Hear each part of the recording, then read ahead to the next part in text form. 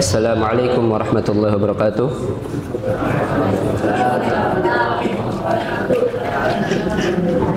Ayo, belum semuanya jawab. Assalamualaikum warahmatullahi wabarakatuh.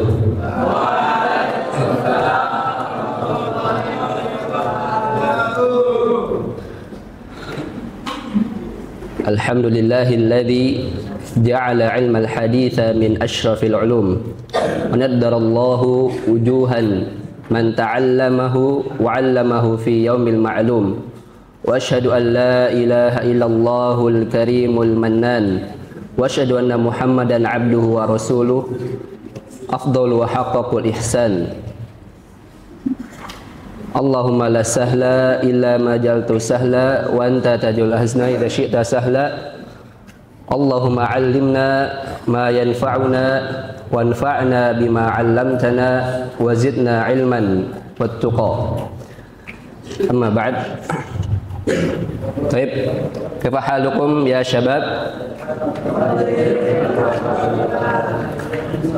Yang kiri kayak pada lemes semua nih.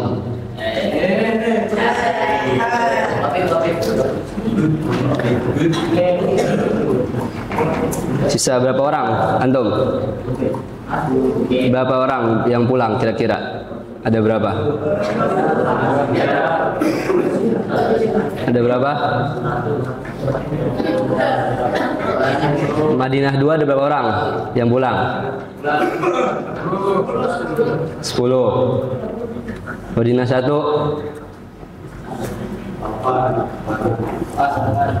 Mekah 3 ada berapa? Basit kelar berapa? Asrama berapa? Basit Mekah 2 Mekah 3 ada berapa orang? Baik. Mekah 2 ada berapa? Nggak tahu. Temennya sendiri pulang nggak tahu. Mekah 1 ada berapa orang? Berapa orang Gio? 7. Lantum bukan tadi pagi sakit Gio?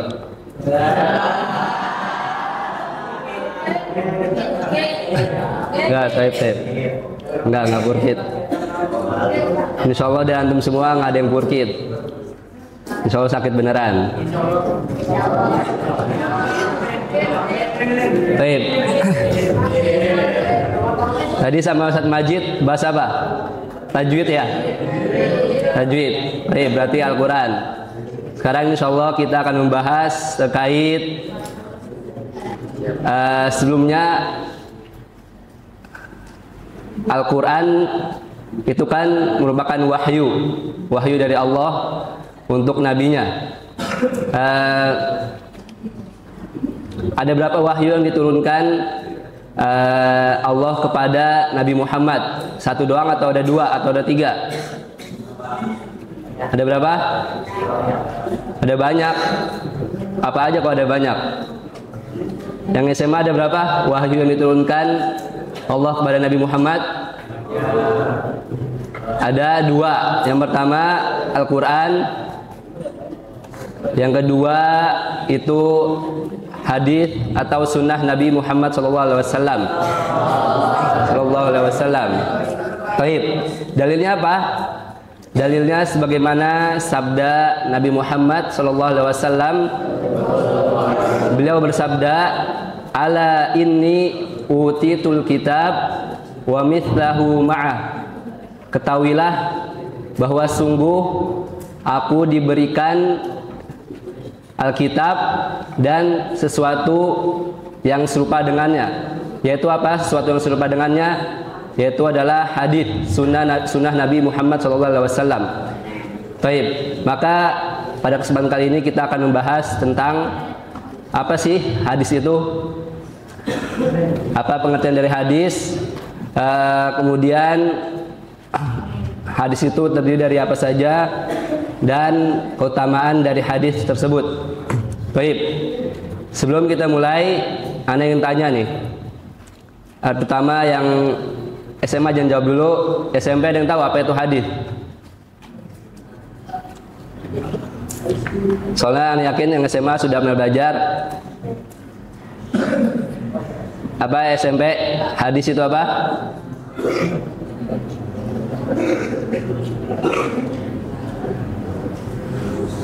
Oh, bahasa Indonesia. Apa hadis? Ya, yang kelas 3, kelas 9. Apa itu hadis? Apa itu hadis? Baik, yang SMA yang udah belajar mustolah. Yang kelas 11. Apa hadis? Apa Excel? Apa tadi Fajrul?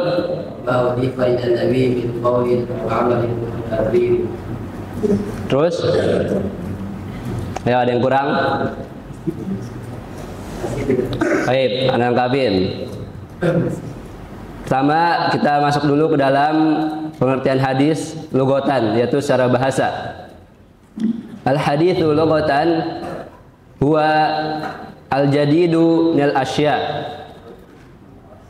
Hadis adalah secara bahasa merupakan al-jadidu minal asya, sesuatu yang baru. Naqidul qadim, lawan kata dari kata lama. Baru, lawan katanya berarti lama kan? Wa yutlaqu 'alal kalam. Dan kata hadis ini juga biasa digunakan untuk menunjukkan pada ucapan. Maksudnya gimana? Kayak bahasa Arab misalkan, kita kan sering ngomong, misalkan kita ketemu teman yang habis berbincang dengan temannya, misalkan ma takallamta, apa yang kamu bicarakan. Nah, antum bisa juga memvariasikan, tidak hanya menggunakan takallama, tapi juga bisa ma tahaddatsa, apa yang kamu bicarakan. Nah, tahaddatsa ini diambil dari kata hadis, hadatsa yahdutsu. Baik. Wa yutlaqu 'alal kalam qaliluhu wa katsiruhu. Baik perkataan itu sedikit maupun banyak. Li'annahu yahdutsu wa yatajaddadu syai'an fa syai'an.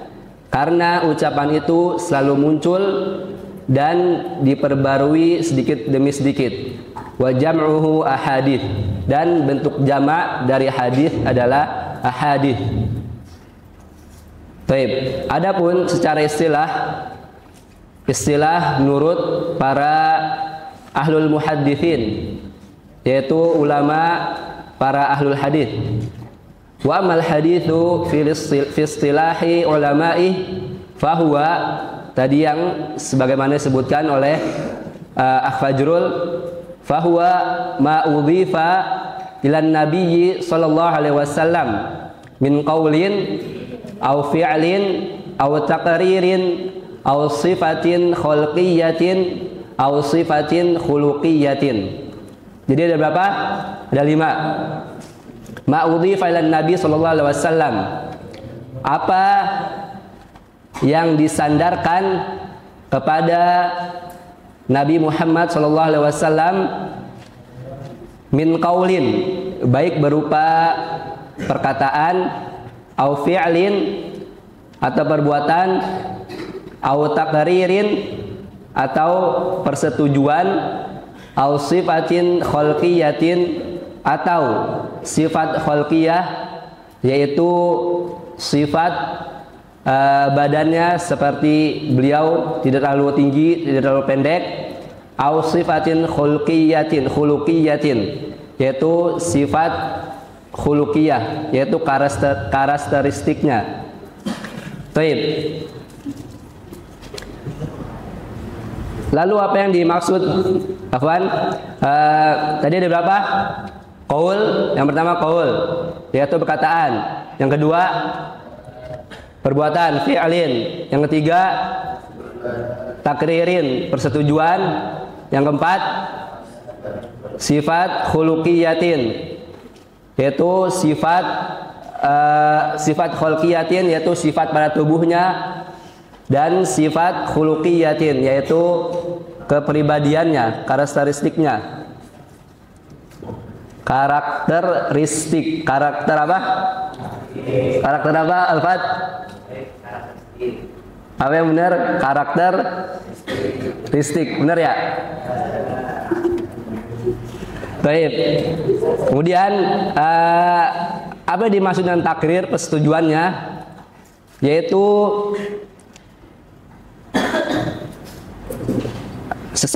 misalkan seorang sahabat berkata sesuatu di hadapan Nabi Muhammad atau melakukan sesuatu di hadapan Nabi Muhammad, dan Nabi tidak mengingkari perkataan atau perbuatannya tersebut. Jadi Nabi SAW diam. Nah, diam di sini berarti Nabi menyetujuinya. Atau seorang sahabat melakukan perbuatan atau berkata sesuatu tapi bukan di hadapan Nabi, dan kabar itu sampai kepada Nabi, yaitu pastinya dengan wahyu diberitakan oleh Allah bahwa ada seorang sahabat yang melakukan atau berkata tentang sesuatu, dan Nabi SAW tidak menegurnya, mendiamkannya. Maka diamnya Nabi di sini menghasilkan suatu hukum, yaitu hukum yang diperbolehkan. Baik, di sini disebutkan an yaqula ahadun amamahu sallallahu alaihi wasallam qaulan aw yaf'alu fi'lan fala yunkiru alaih. Jika ada seseorang yang mengucapkan suatu perkataan di hadapan Nabi atau melakukan suatu perbuatan lalu Nabi tidak mengingkarinya, maka sikap diam Nabi itu disebut takrir, persetujuan. Aula yakunu amamahu walakin yablughuhu fayasqutu alaihi fasukutuhu hadza takrirun lahu yaktasibu bihi sifatu syar'iyyah. Begitu pula kalau perbuatan itu tidak dilakukan di hadapan beliau, tetapi kabarnya sampai kepada beliau dan beliau tetap diam.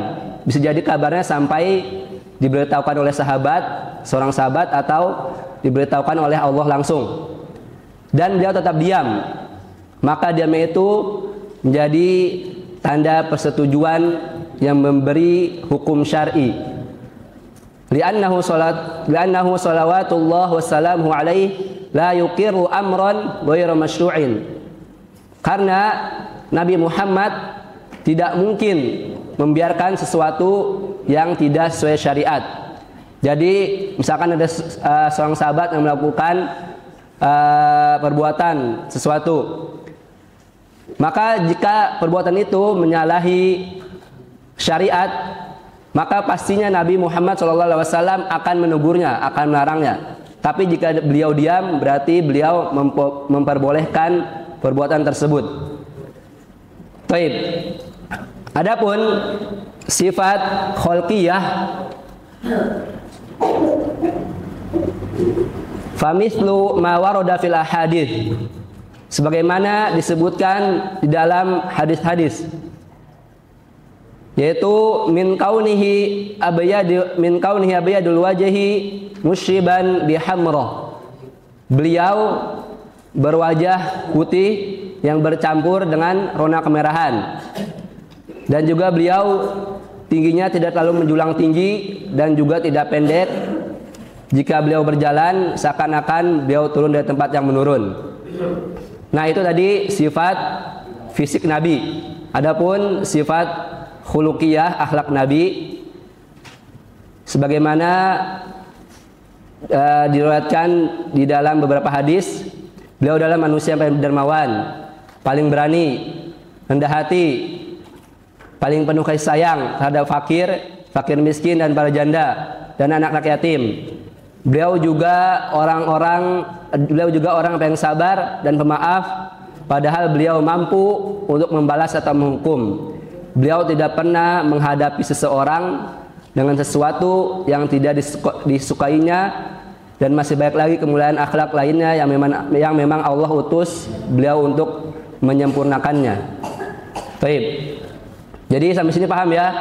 Hadis itu terdiri dari 5 hal yang disandarkan kepada Nabi. Kita ulang, yang pertama apa? qaul. Yang kedua, fi'alin, perbuatan. Yang ketiga, takrir, persetujuan. Yang keempat, sifat kholqiyah, sifat fisik beliau. Yang kelima, yang terakhir, sifat apa? Khuluqiyah, akhlak beliau. Baik. Sekarang ada yang bisa datangin contohnya. Contoh yang pertama dari hadis yang berupa perkataan. Ada yang bisa ngasih contoh? Gampang ini. Banyak. Apalagi yang udah hafal hadis arba'in. Ada yang bisa nyebutin? Al-Fat nyebutin? Apa contohnya? Nah, ahsan. Barakallahu fiik. Itu merupakan hadis qaul, hadis yang berupa perkataan. Jadi itu perkataan langsung dari Rasulullah. Contoh lainnya seperti hadis pertama dalam hadis arba'in. Apa hadis pertama? Innamal a'malu binniyat. Terus apalagi contohnya? Ad-dinun nasiha. Contoh lain, man kana yu'minu billahi wal yawmil akhir falyakun khairan aw liyasmut. Baik. Masih gampang itu hadis qauli, yaitu hadis yang berupa perkataan. Kemudian yang kedua tadi apa? Hadis fi'li, hadis atau perbuatan Nabi SAW. Ada yang bisa nyebutin contohnya?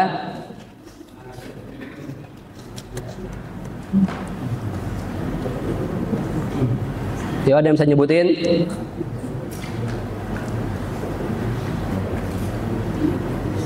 Biasanya ini hadis fi'li ini berkaitan dengan tata cara kayak gitu, tata cara atau kebiasaan Nabi. Baik. Ada yang bisa ngasih contoh? Baik. Contohnya seperti cara tidur Nabi sallallahu alaihi wasallam. Kana Nabiyyu sallallahu alaihi wasallam idza akhadha madja'ahu minal lail wada'a yadahu tahta khaddihi thumma yaqul Allahumma bismika amutu wa ahya. Setiap kali hendak tidur beliau meletakkan tangannya di bawah pipinya lalu berdoa Allahumma bismika amutu wa ahya. Baik, contoh lainnya seperti cara makan Nabi sallallahu alaihi wasallam. An Ka'ab bin Malik qala kana Rasulullah sallallahu alaihi wasallam ya'kulu bi thalathi asabi' wa yal'aqu yadahu qabla an yamsahaha. Ka'ab bin Malik radhiyallahu taala anhu berkata, Rasulullah sallallahu alaihi wasallam makan dengan tiga jari dan menjilati tangannya sebelum membersihkannya. Sekarang kita biasa makan pakai berapa jari? 5. Ya mungkin kita masih bisa ikutin apa sunnah Nabi, tapi mungkin ya ada sebagian yang baru dapat karena pada orang Arab zaman waktu itu tangannya besar-besar. Jadi dengan 3 jari saja sudah cukup. Tapi di sini karena ini merupakan hadis fi'li, ada sebagian yang berpendapat bahwasanya ini merupakan sunnah yang biasa. Yang apa? Kan ada sunnah muakkadah, ada sunnah yang biasa saja. Kalau sunnah muakkadah yang ditekankan seperti sholat qobliyah subuh. Kalau yang ini masuk terhadap sunnah yang biasa. Jadi ya silahkan antum mau mengikuti atau enggak. Tapi baik lagi ini sunnah. Dia harapannya diikuti. Baik. Contoh lainnya cara wudhu Nabi sallallahu alaihi wasallam. Utsman bin Affan radhiyallahu taala anhu memperagakan wudunya lalu berkata, aku melihat Rasulullah sallallahu alaihi wasallam berwudu seperti wuduku ini. Baik. Berarti sudah selesai contoh untuk hadis fi'al qauli dan hadis fi'li. Sekarang masuk ke contoh hadis takriri. persetujuan Nabi Shallallahu Alaihi Wasallam. Ada yang bisa nyebutin contohnya? Taufik?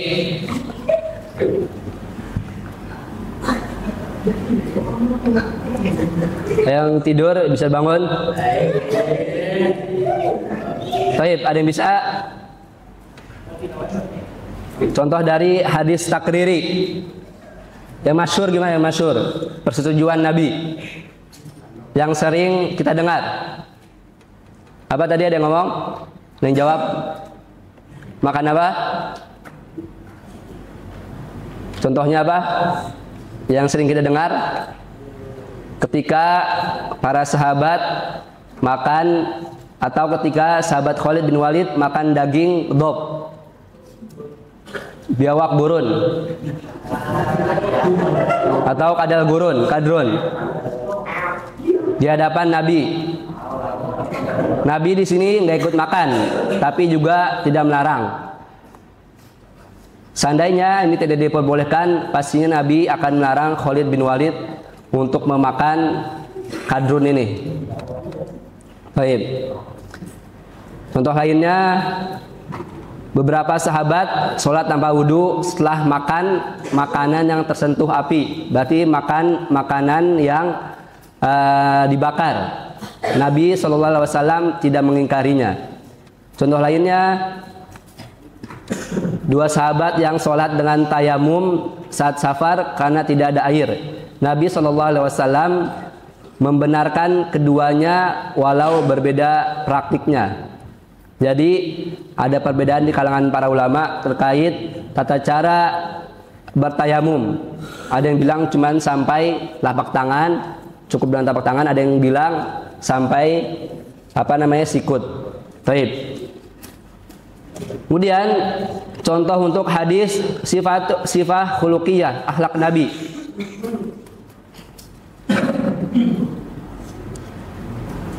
Baik.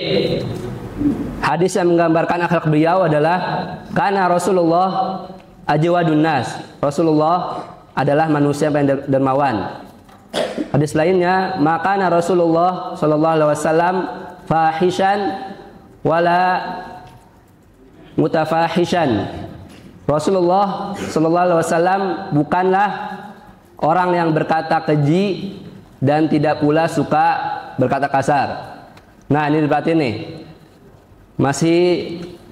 Anda masih sering mendengar santri yang ngomong kasar. Nah, kalau kita ngaku cinta Nabi, maka seharusnya kita meneladani beliau dari segala aspek. Salah satunya itu adalah akhlaknya. Di sini Rasulullah SAW tidak pernah berkata keji dan tidak pula berkata kasar. Nah, yang masih suka ngomong kasar, masih suka berkata keji, tolong dikurangin. Kalau kita ngaku cinta kepada Nabi Muhammad SAW. Baik. Kemudian, ma daraba Rasulullah SAW syai'an qattu wala imra'atan wala khadiman. Rasulullah SAW tidak pernah memukul dengan tangannya sesuatu pun, tidak wanita, tidak pula pembantunya. Taib. Kemudian yang terakhir, contoh untuk hadis sifatul khalqiyah, yaitu sifat fisik Nabi. Yang pertama, karena Rasulullah sallallahu alaihi wasallam abyadu malihil wajh wa husnul khuluq. Rasulullah sallallahu alaihi wasallam berkulit putih, indah wajahnya dan bagus akhlaknya. Kemudian hadis lainnya, karena Rasulullah sallallahu alaihi wasallam raba'atan minal qaumi laisa bil tawili wala bil qasiri. Rasulullah sallallahu alaihi wasallam tubuhnya sedang, tidak terlalu tinggi dan tidak terlalu pendek. Kemudian kana sya'ru Rasulillah sallallahu alaihi wasallam yasilu ila syahmati udunai. Rasulullah sallallahu alaihi wasallam rambutnya sampai ke daun telinganya. Berarti panjang sampai sini. Baik.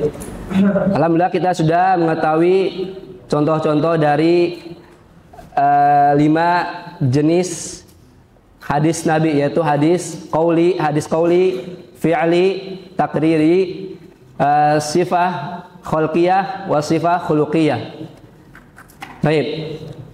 Setelah kita mengetahui apa itu hadis, contohnya apa saja, maka selanjutnya kita akan membahas bagian atau struktur atau rangkaian dari hadis. Apa maksudnya dari bagian, struktur atau rangkaian dari hadis? Ada yang tahu? Hadis itu terdiri dari berapa struktur? Atau terdiri dari berapa bagian? Atau terdiri dari berapa rangkaian? Ayo yang SMA, yang udah belajar musola, kelas 11. Hadis terdiri dari berapa bagian? Ayo apa? Hadis terdiri dari berapa bagian? Apa? 7.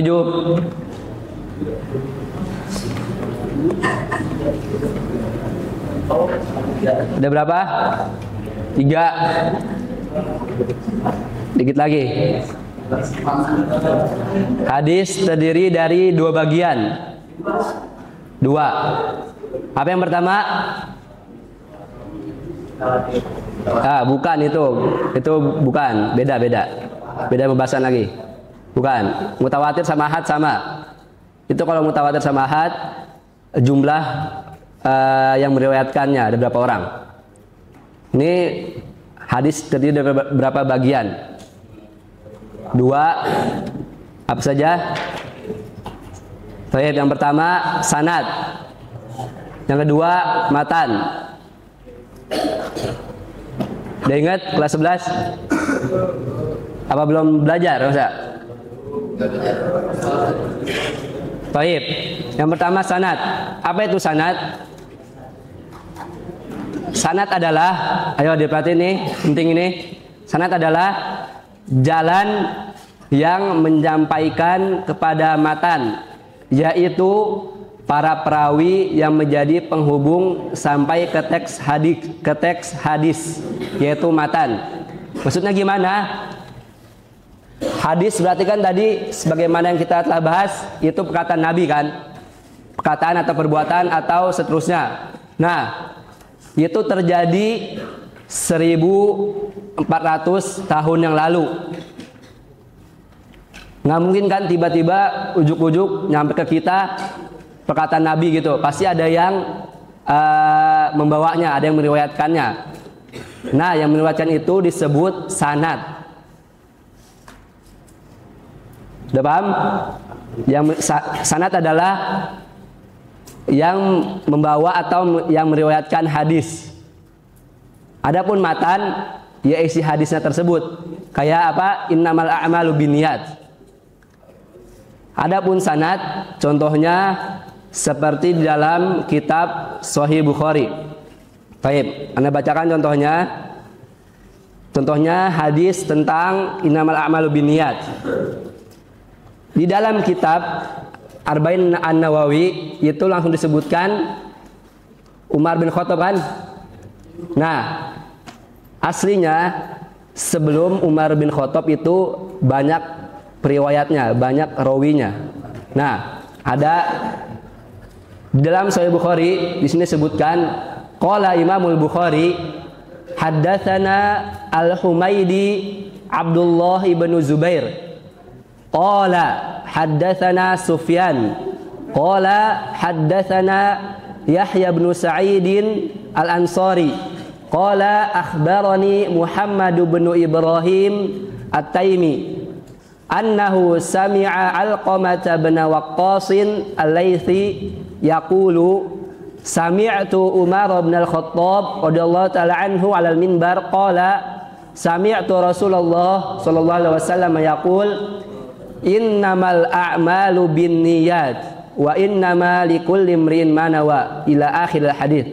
Nah, tadi Anda sebutkan kayak haddatsana, qala haddatsana itu dinamakan sebagai sanad. Nah, itu yang membawa hadis sehingga hadis tersebut bisa sampai kepada kita. Nah, berarti hadis terdiri dari dua bagian atau dua struktur, yaitu sanad dan hadis dan matan. Nah, jadi kalau misalkan antum nemu seorang yang membacakan hadis kepada antum atau memberitahu antum sebuah hadis. Nah, dan hadis tersebut antum belum pernah dengar tuh. Antum tanyain tuh sanadnya apa. Kalau dia bisa berhasil nyebutin sanadnya, jangan langsung diterima juga. Antum harus ngecek juga ini sanadnya asli atau palsu. Baik.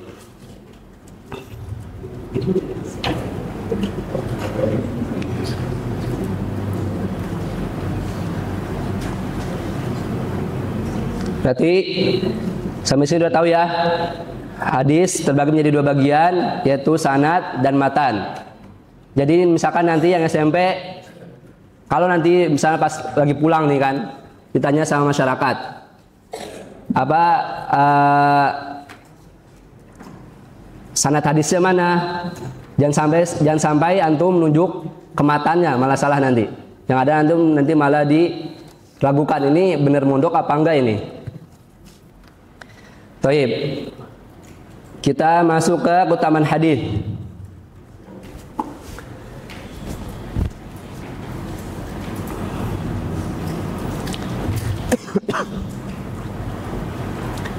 Yang pertama, hadis adalah sumber hukum setelah Al-Quran.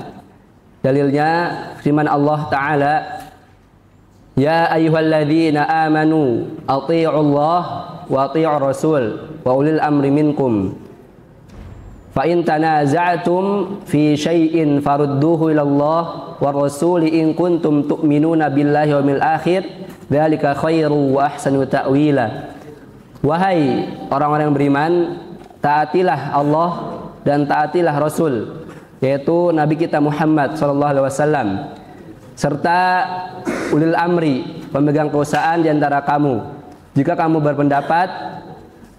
berbeda pendapat tentang sesuatu, maka kembalilah kepada Al-Quran dan maka kembalilah kepada Allah, yaitu pada Al-Quran dan Rasul, yaitu sunnahnya. Jika kamu beriman pada Allah dan hari akhir, yang demikian itu lebih baik bagimu dan lebih bagus akibatnya di dunia dan di akhirat. Baik. Di sini disebutkan, jika kamu berbeda pendapat tentang sesuatu, kembali kepada Allah dan Rasul, yaitu sunnahnya. Baik. Terkadang ada suatu hukum yang disebutkan dalam Al-Quran secara global, tetapi tidak terdapat perinciannya.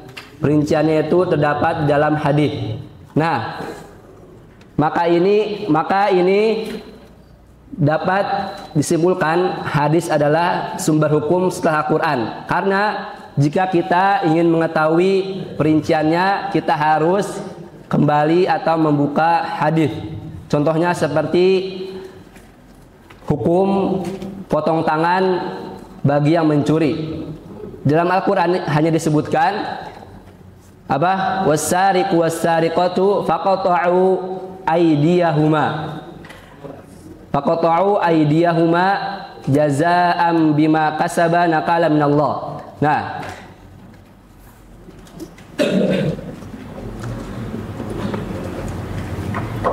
di sini di dalam Al-Quran hanya disebutkan potonglah tangan. Tangan yang mana? Sampai bagian mana? Nah, dalam hadis disebutkan bahwa urutan memotongnya adalah tangan kanan terlebih dahulu. Kemudian sampai, kalau salah sampai apa yang SMA? Sampai bagian mana? Kelas 10 waktu Dana jelasin. Potong tangan untuk yang mencuri, tangan kanan terlebih dahulu sampai sikut atau pergelangan tangan. Sampai pergelangan tangan. Nah, jika dia mencuri lagi, kaki kirinya yang dipotong. Jadi selang-seling, kanan kiri. Dia mencuri lagi 3 kali, tangan kiri potong, mencuri lagi 4 kali kaki kanannya. Kemudian kalau mencuri lagi, masalah ada yang bilang berpendapat dibunuh, tapi itu hadisnya dhaif. Ada yang bilang hanya di penjara. Tapi jika hukuman potong tangan diterapkan, insya Allah orang 1 kali juga mencuri dipotong tangannya, insya Allah sudah kapok. Memang ada yang pengen mencuri 2 kali, kemudian kakinya juga dipotong. Seharusnya kalau dia masih memiliki akal yang sehat, 1 kali saja itu sudah cukup baginya untuk bertaubat. Baik. Nah, di sini hadis menjadi sumber hukum setelah Al-Quran, karena di Al-Quran dijelaskan secara global, tidak terperinci, maka kita harus melihat hadis untuk melihat perinciannya. Baik, yang kedua, keutamaan dari hadis adalah hadis menjelaskan Al-Quran.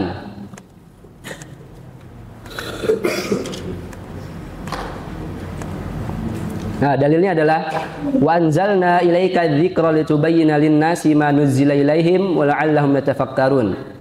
Kami turunkan az-dzikr yaitu Al-Qur'an kepadamu agar engkau menerangkan pada manusia apa yang telah diturunkan pada mereka dan agar mereka memikirkan. Baik. Di sini ada kata manuzzila ilaihim litubayyana lin-nasi manuzzila ilaihim, agar engkau menerangkan kepada manusia apa yang telah diturunkan kepada mereka. Nah, untuk menjelaskan atau menerangkan Al-Qur'an dibutuhkan hadis Rasulullah sallallahu alaihi wasallam. Maka di sini menunjukkan bahwa hadis merupakan penjelas bagi Al-Qur'an. Baik. Keutamaan yang ketiga, mengikuti hadis merupakan tanda iman dan cinta kepada Allah. Dalilnya, qul in kuntum tuhibbunallah fattabi'uni yuhibbukumullah wa yaghfir lakum dzunubakum wallahu ghafurur rahim. Katakanlah, wahai Muhammad, jika kamu mencintai Allah, ikutilah aku, yaitu ikutilah Nabi Muhammad, niscaya Allah akan mencintaimu dan mengampuni dosa-dosamu. Sungguh Allah Maha Pengampun lagi Maha Penyayang. Taib.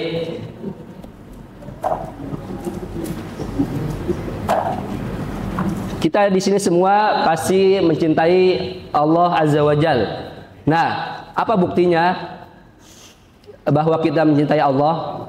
Buktinya adalah kita harus mengikuti Nabi Muhammad, karena dengan mengikuti Nabi Muhammad itu dapat membuktikan kecintaan kita kepada Allah, dan kita juga akan dicintai oleh Allah dan diampuni dosa-dosanya. Baik. Keutamaan yang keempat adalah hadis adalah pedoman hidup sehari-hari.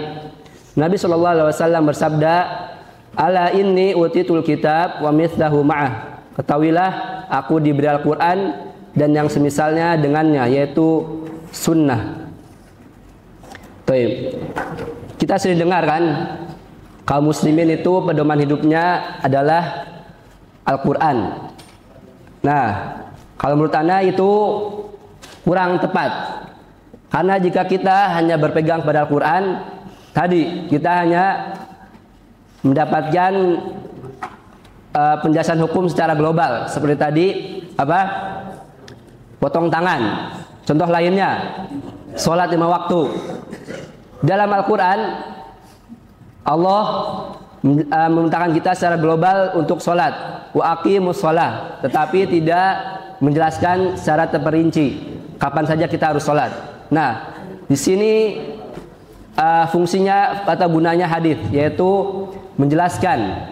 Nah, dapat kita tarik kesimpulan bahwasannya hadis merupakan pedoman untuk kehidupan sehari-hari.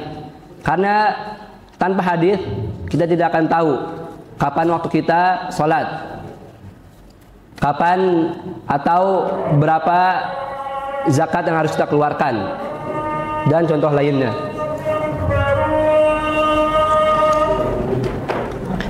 Baik. Terakhir, sebelum kita tutup, keutamaan yang kelima adalah hadis adalah jalan menuju hidayah dan keselamatan. Dalilnya adalah sabda Nabi Muhammad SAW, "Taraktu fikum amroini." Aku meninggalkan untuk kalian dua perkara. Lan tadillu ma in tamassaktum bihima. Kalian tidak akan tersesat jika memegang dua hal tersebut. Apa dua hal tersebut? Yaitu kitabullah, yaitu kitab Allah, yaitu Al-Quran, wa sunnati, dan sunnahku, yaitu sunnah Nabi Muhammad SAW. Baik. Alhamdulillah, dengan waktu yang singkat ini kita telah mengetahui apa itu hadis, pengertian hadis, contoh-contohnya, dan hadis terdiri dari berapa bagian, dan yang tidak kalah penting yaitu keutamaan dari hadis tersebut. Baik. Hadza ma aqulu lakum. Nakhtim bi du'ai kafaratul majlis. Subhanakallah bihamdik asyhadu an la ilaha illa anta astaghfiruka wa atubu ilaik. Assalamualaikum warahmatullahi wabarakatuh. ولقد يسرنا القرآن للذكر فهل من مدكر